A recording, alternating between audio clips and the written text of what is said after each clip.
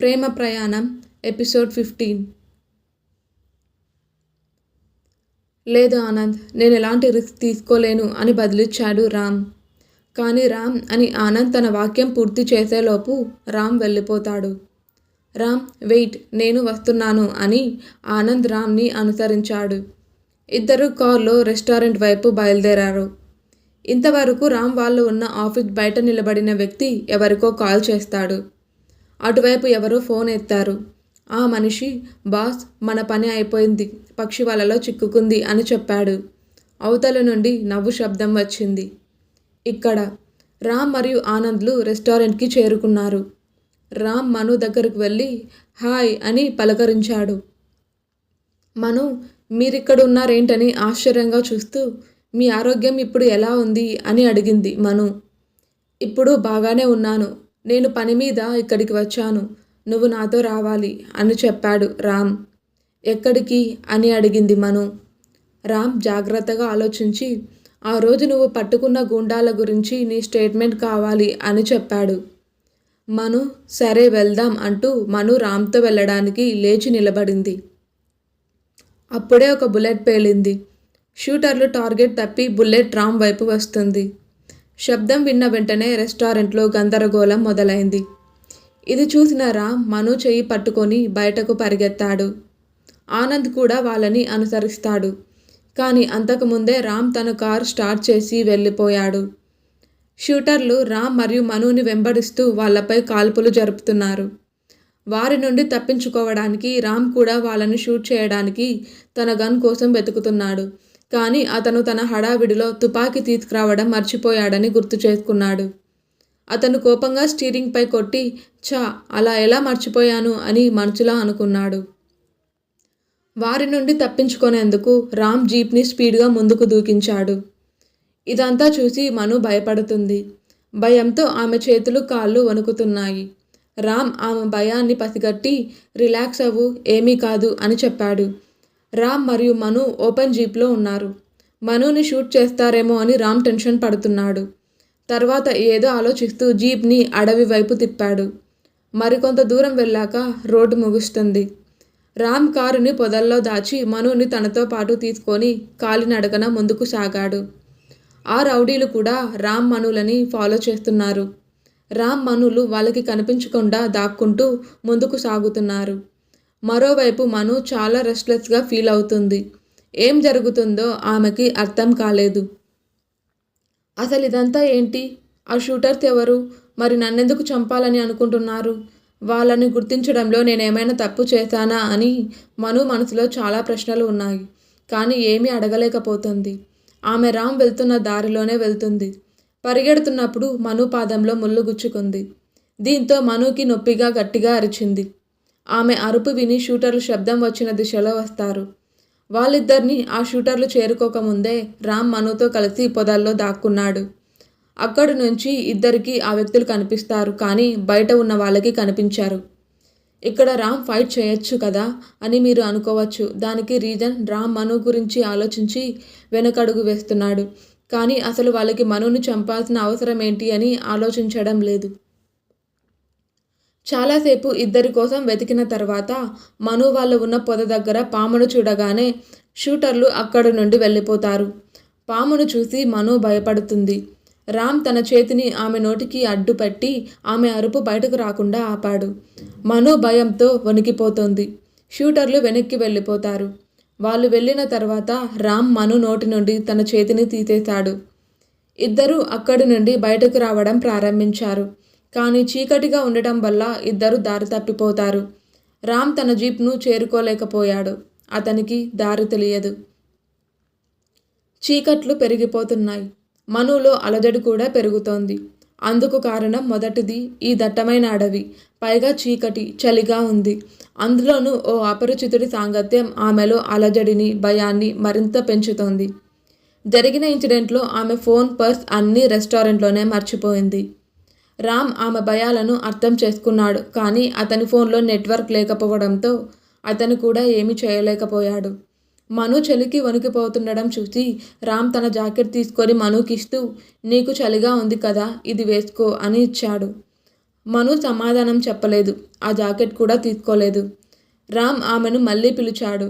ఏదో ఆలోచనలో ఉన్న మను రామ్ గొంతు విని ఉలిక్కిపడింది. ఆమె ముఖం చెమటతో నిండిపోయింది.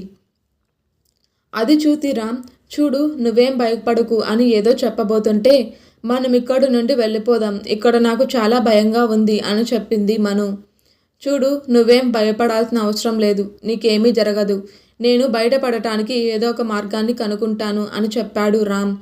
అయినా మీరు నన్ను ఇక్కడికి ఎందుకు తీసుకొచ్చారు అని మను రామ్ని భయంగా అడిగింది. ఎందుకంటే నీ ప్రాణం ప్రమాదంలో ఉంది, ఆ వ్యక్తులు నిన్ను చంపాలనుకున్నారు అని చెప్పాడు రామ్. మను ఆశ్చర్యపోతూ, వాళ్ళు నన్ను చంపాలనుకుంటున్నారా? కానీ ఎందుకు? రామ్తో పాటు ముందుకు అడుగులు వేస్తూ అడిగింది మను. నువ్వు నా ప్రాణాన్ని కాపాడావు కాబట్టి అంటూ నడుస్తుంటే రామ్కి ఎక్కడో వెలుగు కనిపించింది. రామ్ మనుతో అక్కడెవరో ఉన్నారు, మనం వెళ్ళి చూసి హెల్ప్ అడుగుదాం అని చెప్పాడు. ఇద్దరు ఆ లైట్ వైపు కదిలారు. అక్కడ వాళ్లకు ఒక ఇల్లు కనిపించింది. బహుశా అక్కడ ఫామ్ హౌస్ ఉండొచ్చు. రామ్ బెల్ కొట్టాడు. కొంత సమయం తర్వాత ఒక మధ్య వయస్కురాలు వచ్చి డోర్ ఓపెన్ చేసింది.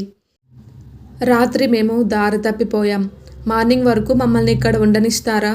ఈ అమ్మాయి కాలికి గాయమైంది అని చూపిస్తూ అడిగాడు రామ్. రాత్రి టైంలో వచ్చిన వాళ్ళని ఆమె మొదట ఇద్దరిని జాగ్రత్తగా చూసి నవ్వి లోపలికి పిలిచి కూర్చోమని చెప్పి వారి కోసం మంచినీళ్ళు తీసుకొచ్చి ఇస్తుంది. ఇద్దరికి నీళ్ళు ఇస్తూ నా పేరు గాయత్రి అని పరిచయం చేసుకుంది ఆమె. రామ్ మంచినీళ్ళు తీసుకుంటూ హలో నా పేరు రామ్ అని తన పేరు మనస్విని అని చెప్పాడు. రామ్ నోటి నుండి తన పేరు వినగానే షాక్ అవుతుంది మను. మను తన మనసులో నా పేరు ఎలా తెలుసుకున్నాడు, నేను చెప్పలేదు కదా అని అనుకుంది. అమ్మ మను, ముందు మంచినీళ్ళు తాగు అని చెప్తుంది గాయత్రి. మను త్వరగా నీళ్లు తీసుకొని ఒక్క గుక్కలో నీళ్ళు అన్ని తాగేసింది. వెంటనే ఆమె ఆంటీ నాకు ఇంకో గ్లాస్ నీళ్ళు ఇస్తారా అని అడిగింది మను. గాయత్రి సరే అని అక్కడి నుండి వెళ్తుంది. అప్పుడే లోపల నుంచి ఎవరో బయటకు వస్తూ ఎవరితో మాట్లాడుతున్నావు నువ్వు అని అడిగారు. ఈయన నా భర్త అరవింద్ అని రామ్ వాళ్ళకి పరిచయం చేస్తూ మళ్ళీ అరవింద్కి ఈ భార్యాభర్తలిద్దరూ దారి తప్పి ఇటు వచ్చారు అని చెప్పింది. అది విన్న మను షాక్ అవుతుంది. అది విన్న రామ్ లేదాంటీ మీరు అపార్థం చేసుకున్నారు, మేము భార్యాభర్తలం కాదు అని వాళ్ళకి జరిగినదంతా చెప్పాడు. అంతా విన్న గాయత్రి మను దగ్గరికి వచ్చి టెన్షన్ పడకమ్మా, ఇక్కడికి ఎవరు రారు, మీకు ఇక్కడ ఎలాంటి ప్రమాదం లేదు, రాదు కూడా, ఎవరైనా వచ్చినా మేము చూసుకుంటాం, మీరు చింతించకండి అని చెప్పింది. గాయత్రి మాటలు విన్న తర్వాత మను కొంచెం రిలీఫ్గా ఫీల్ అయింది. తన పక్కన ఉన్న రామ్ భుజం దగ్గర రక్తం రావడం గమనించింది మను. రామ్ గారు మీ భుజం దగ్గర బ్లీడింగ్ అవుతుంది అని కంగారుగా అంటుంది మను.